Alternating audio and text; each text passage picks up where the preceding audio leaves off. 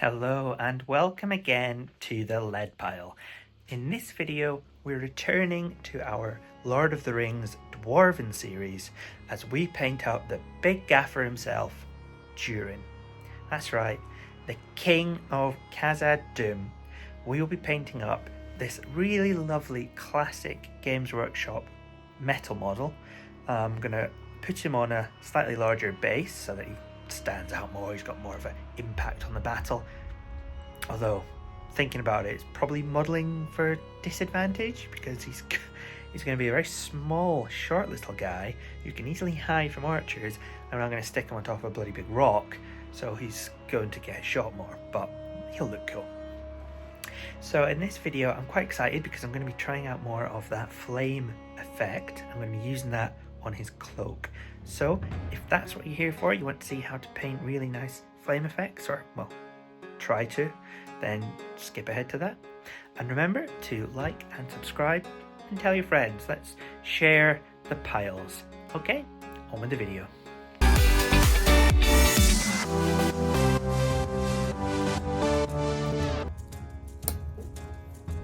So the first thing we have to do is, of course, prep the model.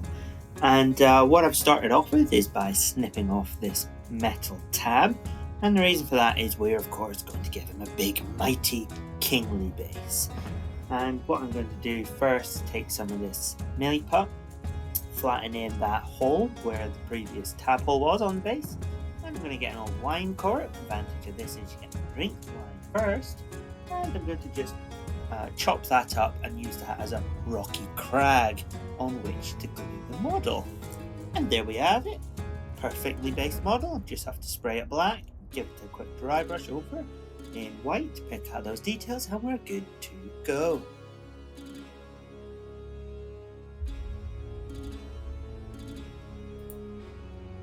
So firstly, I'm going to paint in all of the chainmail, and I'm going to use a bolt gun metal for this. Now I'm painting this on, but you could dry brush if you want. I just don't want to get it on any of the other parts of the model at this stage. Next I'm using Kislev flesh, and this is to paint in his face. The main reason I love dwarves is because their big bushy beards and helmets mean there's bugger all face I have to paint, and I'm terrible at painting faces.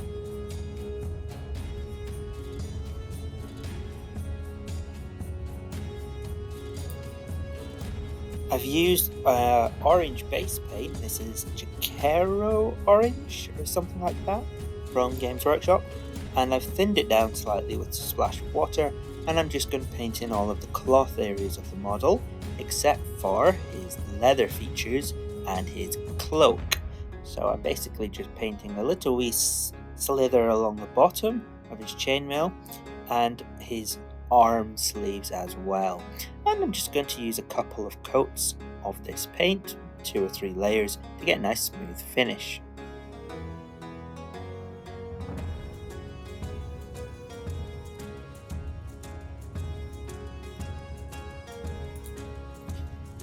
For the kind of leather cloth handle straps, whatever, on his mighty kingly axe, I have gone with a royal mighty purple, and I've just painted this on nice and simple.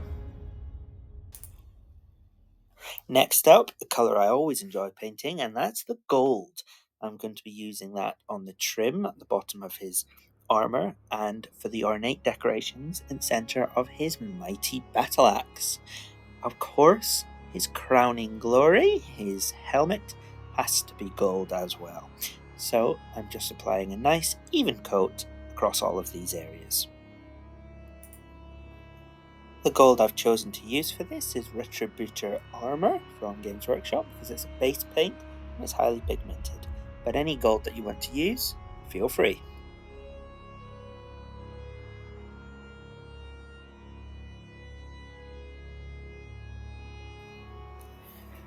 So with the gold all blocked in, I'm now using Rhinox Hide.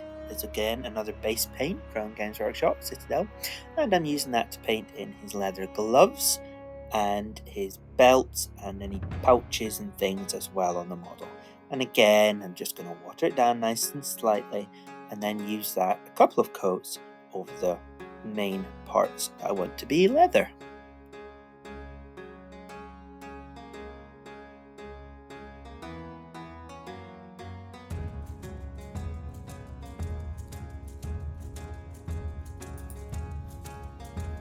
So next I'm taking a larger brush and I'm going to use Abaddon Black, which is just a very standard black colour, and I'm using that to paint in his cloak now. There's lots of nice folds and layers on this cloak, so I'm again using thinned down paint and applying a couple of coats.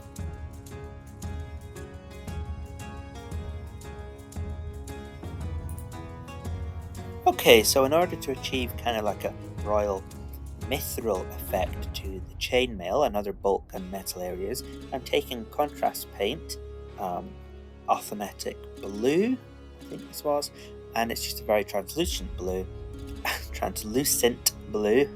and I'm going to use that as a wash over all the metal areas. Put it on as thick or as light as you want to kind of get that look. Okay, on with the washing, and I'm using a nice red wash over all of the gold areas, and that's going to make this a really deep, rich, warm gold.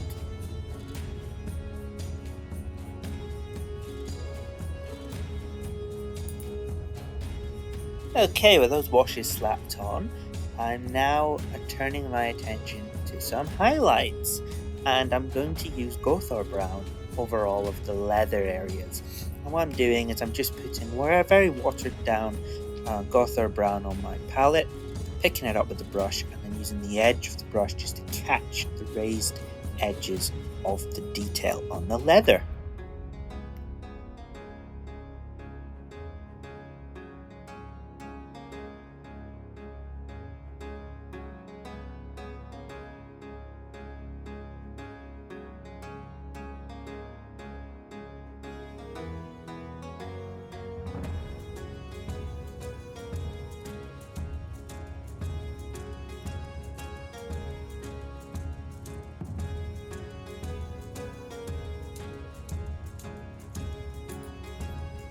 So this next stage is optional, but I've taken a lighter purple. Of course, you could also just add some white into your original purple. And I'm just using that to pick out the top triangle pattern on this axe grip, just to really give it a bit more definition and detail.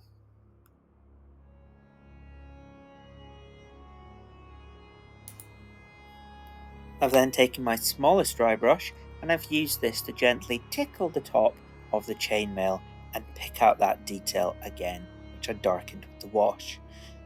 Once I've done this, I've then taken a lighter orange, a Fireblight orange I think it was, and I'm using that again to highlight the orange of the sleeves.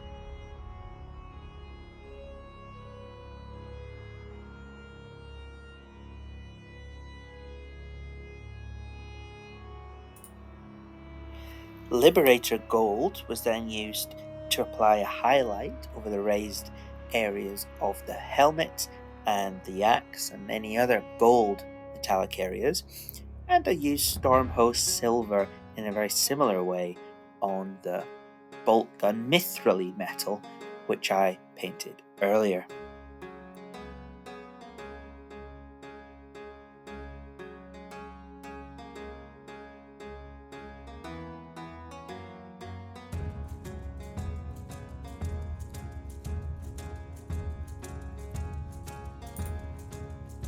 Now another optional extra which I've done here is I've used that silver, Stormhost Silver, to actually highlight the extreme tips of the crown and other gold areas, kind of give it a bit of a reflective light shining effect.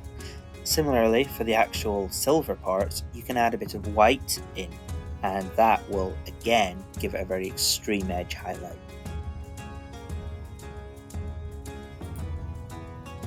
I decided I wanted to paint in a gem in the middle of his crown, and so I've used Mephiston Red to apply a nice layer, and then a little tiny dab of that white scar paint, just to kind of give it a bit of a sheen. Another option is to paint in the eye. I don't normally do this, but I thought give it a go.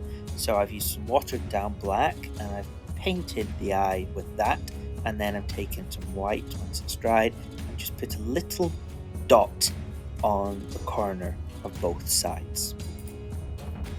I used ash and grey to highlight the cloak, and now we're ready for the main event, the fire effect.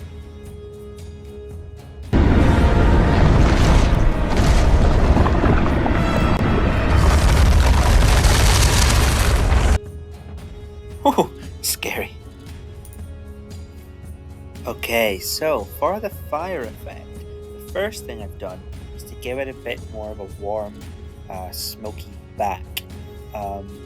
And what I mean by that is I've taken Rhinox hide, which is just a very dark brown, and I've used that to paint up, to layer over the black to about 3/4 of the way up the cloak. The reason for that being is that will give a nice bit of not even a contrast, but just a gradient from the bright colours of the flames to the black of the rest of the cloak. Almost as if the flames are lighting up the surrounding area.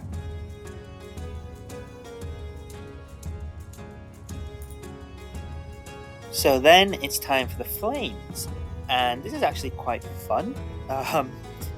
Believe me, it's not difficult. You can do what you want with it. But what I've done is I've got a fine pointed brush, and I've taken some dark red, I think this was maybe corn red, and I'm just painting in squiggly lines. Squiggly lines starting at the bottom, working my way up, and essentially these waves are going to cross over into kind of a double helix, and I'm just doing that periodically where I want across the bottom of the cloak.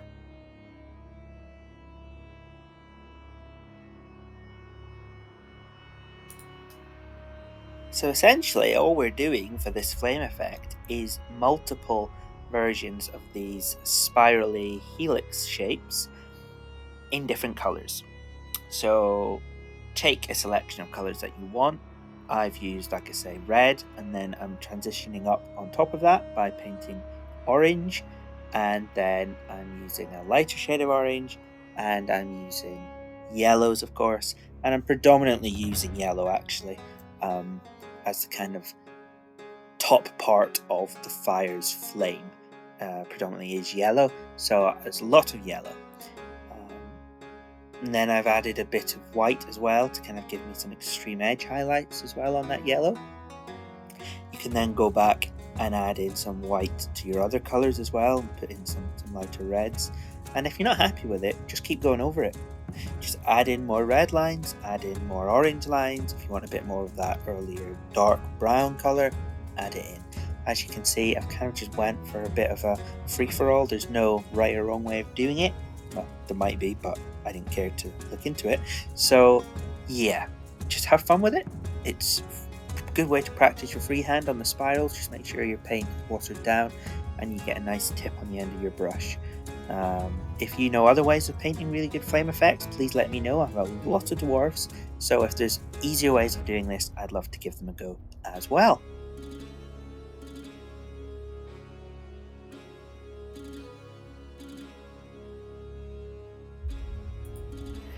So when I was finally happy with the flames and I've put down those yellow paints, I've used an Eshin Grey and a bit of Dawnstone as well, just to highlight up the top half of the cloak.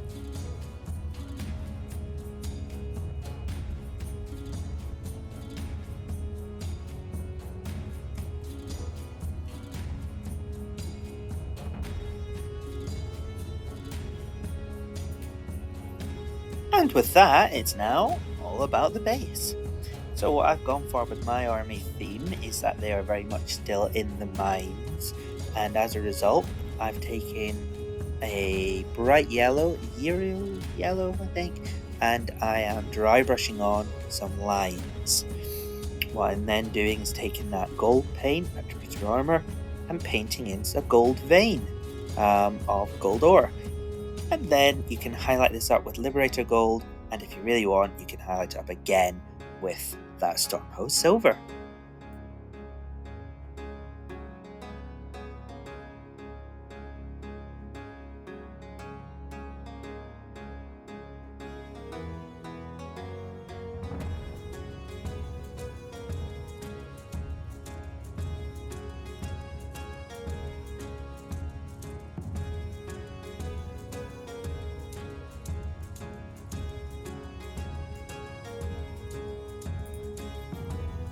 And there we go, Flaming Durin is done.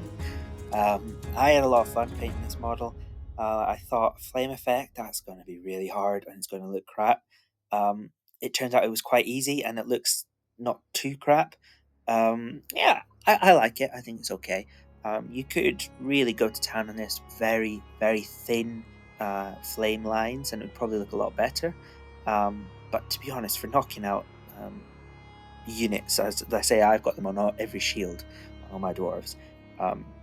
I like it. I think it's something different. You can use it on all sorts of models in all sorts of settings as well. It doesn't just obviously have to be dwarves. So let me know what you think about the flame effect. Like I say, this isn't a professional painting tutorial by any means. You probably already have your own ways of doing it.